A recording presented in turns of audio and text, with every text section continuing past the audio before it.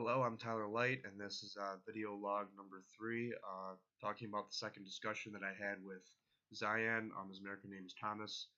So we met in an Acres Lounge. It was pretty quiet, pretty relaxing, pretty laid back, most likely because we've met before, we've already had a discussion, and he probably feels more comfortable with me.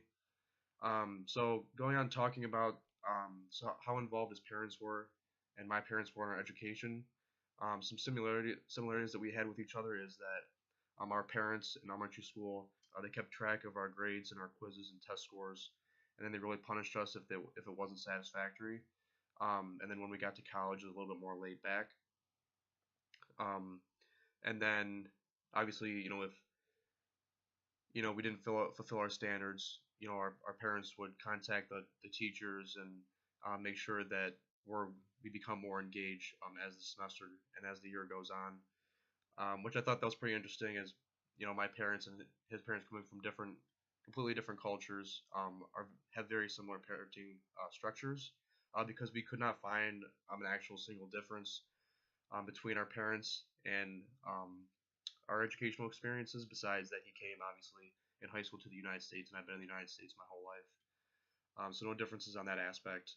The question is, how did his educational experience compare to that of his siblings?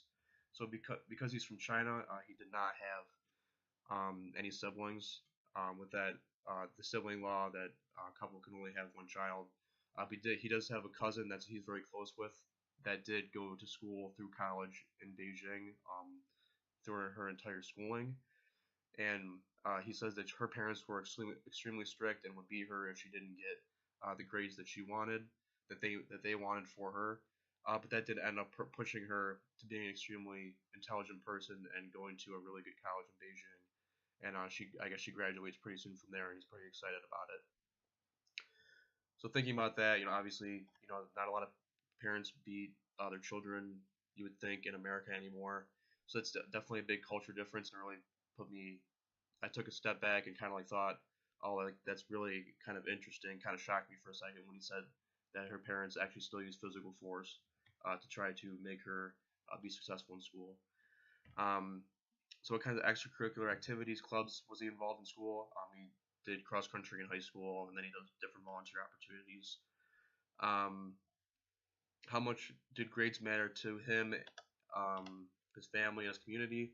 He said it mattered obviously when he was younger and in grade school, and a little bit in high school. But as he's gotten out of grade school and into college, his parents have been a lot more laid back in his family, and let him kind of do his own thing.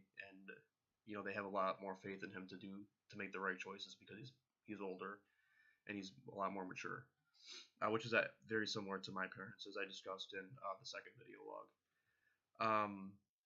So how important is success and failure to him? He said that he feels some pressure getting good grades and being at the high end of the grading scale in classes, but he doesn't feel an extreme amount of pressure. He felt more pressure when his parents were breathing down his neck, and he actually got worse grades when his parents were pressuring him, which I thought was really interesting because when my parents pressured me when I was younger, I ended up getting better grades because I knew that I didn't want to get that verbal harassment every time I came home from school if I continued to get bad grades. But he seems to be doing better now, which I think is pretty interesting. Um, Describing at least two factors we've discussed in class. In terms of motivation, how does he believe intelligence is a fixed or a growth trait? He believes that geniuses, it's a fixed trait. They've always been smart their whole life, since they were born.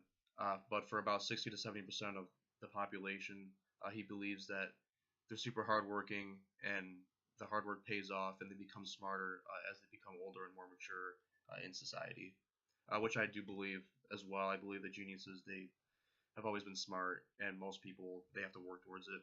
Also, has my partner been more intrinsically motivated through his education? He says extrinsically in China, but isn't intrinsically in college. Extrinsically, obviously, because getting teachers' approval, getting parents' approval, and intrinsically in college because he's more on his own for his own motivation. So that's all I have. Thank you very much.